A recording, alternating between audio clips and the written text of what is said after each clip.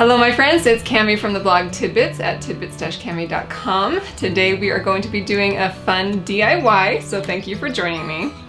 I love the whitewashed wood look. There is something so beautiful to me about the toned down color, the opaqueness, but yet it still allows for that cozy wood grain to show through. Now, I've used this wood treatment in many of my projects and I finally wanted to share the details of how I do it. So stick with me and we will go over my two favorite techniques and products I use to whitewash pine and in what situations I use them. I'll also share why pine is the best option if you want that whitewashed look.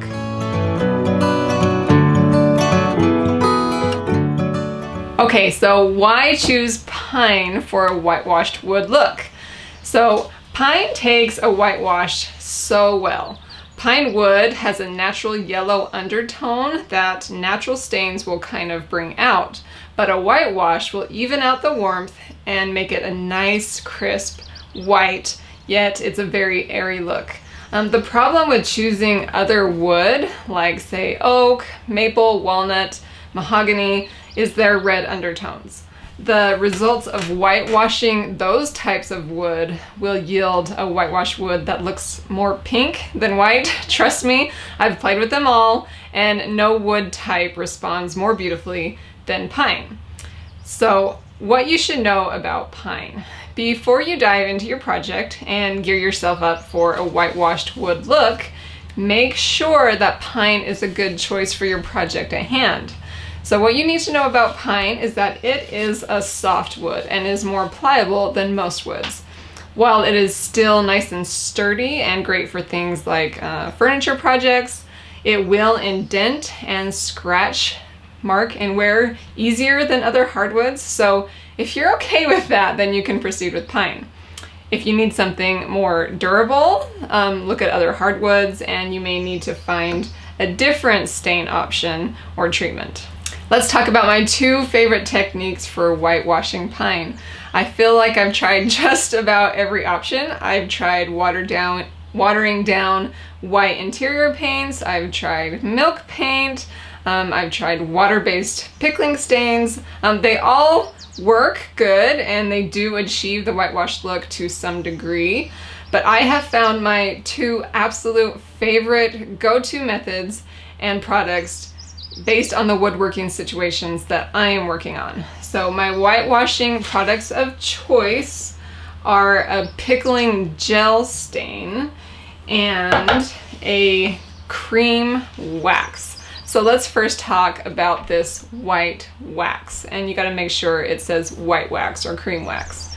There are many brands that make a white wax, but I have found this Deco Art to be very accessible at hobby stores and it works great.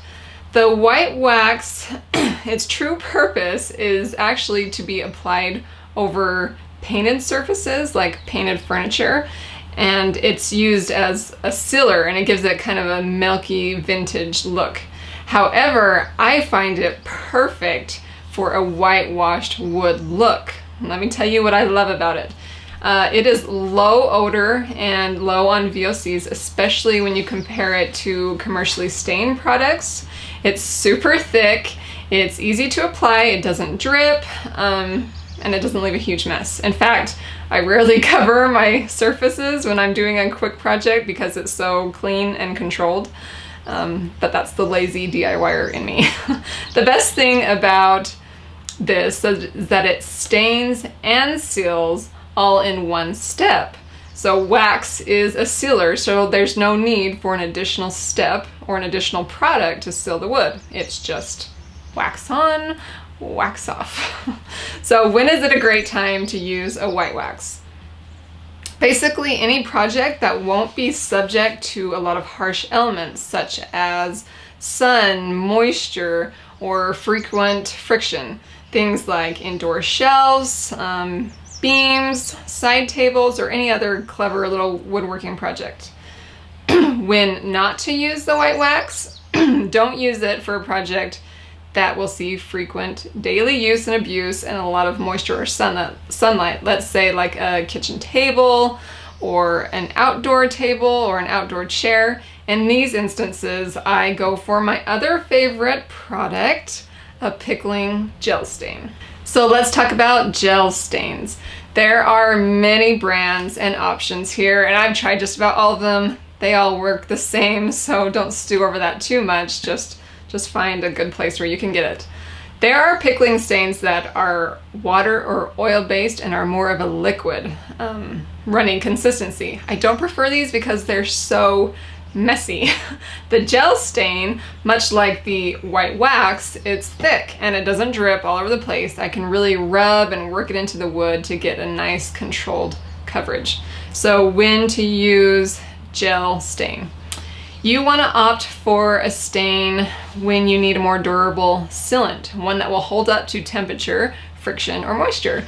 And we'll talk about what a good sealant for that is. You see, if you whitewash with a white wax, the wax will actually seal the wood and prevent any other sealant to adhere and do its job. So a gel stain will require an additional product to seal, but one more equipped for harsher elements. So also note, stains in nature have a stronger odor and harsher chemicals, which is why I opt for the white wax if at all possible. Now let me show you quickly how to apply each whitewash product. I have 3 pieces of pine wood here. One we'll use with the white wax, one we'll use with the gel stain, and then we'll just kind of leave one natural so you can see the difference. Okay, let's first talk about how to apply the Pickling Gel Stain and the supplies you will need to apply the gel stain. So I like to have some gloves. Just some simple latex gloves is good enough for me so I don't get stain all over my hands. I use something to protect my surface. I usually just grab a garbage bag from the kitchen. For the gel stain, you'll want like a lint-free rag. I sometimes cut up old t-shirts. In this case, my daughter has a mismatched pair of socks. I'm just gonna use that to rub in the stain. So anything like that that won't leave a lot of lint or fuzz is great. And then you'll want some kind of fine to medium grit sandpaper. Also a stir stick, because in the gel stain it will kind of separate. So you'll want to stir it before you actually apply it. With the gel stain, like I talked about, it's pretty fumey. So always be in a ventilated area and always read the manufacturer directions regarding timing and safety. So you're going to prep your wood first by sanding it smooth. I've already done that.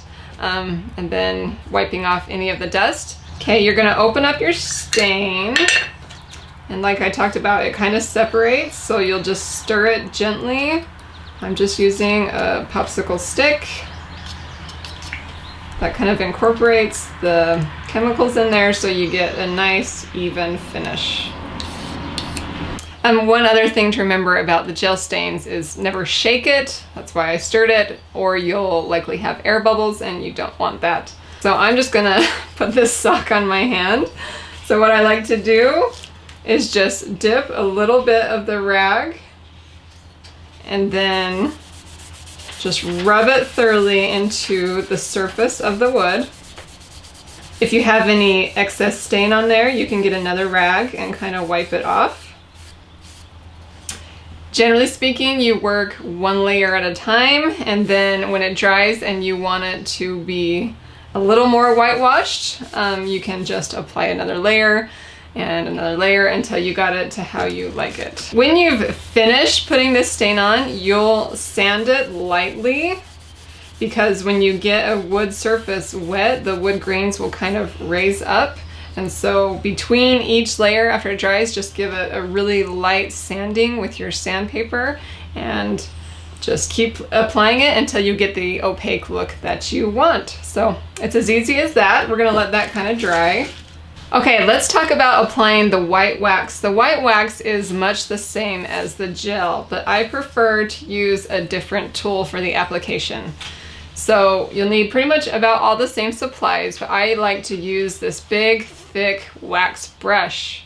Up my cream wax here, and I've got my sanded piece of wood, and really a little bit goes a long way here, so I just dab this brush in very lightly. You'll see here, And then I just work it into the surface of that wood. And I can dab a little more if I need to. And you rub it in, and again, this one, if you have a little more on than you would like, you can get a lint-free rag and just wipe it off. So you can see it's a little thick on there, but if I just rub it in, it gives me that nice opaque look. I found oftentimes using the wax, one coat really gets me the look I want. So a couple things to know: you should always move in the direction of the wood grain when you're sealing it. And like I mentioned, just keep applying layer after layer until you've got the achieved look that you want. Let's talk about my favorite sealer for the whitewashed pine wood. So you know, if you use the wax, then you're done. You just gotta let it dry, and it dries really quick. But if you use the stain, you need to seal it. I love to use this water-based polyurethane with a matte finish. You'll want to make sure whatever brand you're using on it says non-yellowing. After all, you just applied a white stain to tone down the yellow tones in the pine. So you don't really want a sealer that's going to yellow over time. I've used this sealer on tables, for our decking, for outdoor furniture, our RV kitchen table, on countertops. It works really great. It takes a few layers, and you just need to let it dry and then sand between each coat, but it comes out to such a buttery smooth surface that I just adore. So I'd like to answer one more quick question. Can you whitewash over pre-stained wood? No, I don't recommend it. Pre-stained and treated wood has been sealed, and those wood pores are no longer absorbing. So if you try to put it over, it either won't adhere or it'll just look blotchy and terrible. You will either need to strip the wood first or just aim for raw wood for your project in the first place. Thank you so much for watching this video. I hope it was helpful. If you enjoyed it, I encourage you to pin this post, subscribe to my YouTube channel, and especially sign up for my email newsletter to be the very first to know about new content. You can keep reading and head to my blog post to get links to all the sources I talked about, and I'll also share all the projects on my blog where I've used the whitewashed pine treatment. Did I already mention I'm obsessed? Thank you so much for visiting, and be sure to follow me along for more inspiration for do-it-yourself living.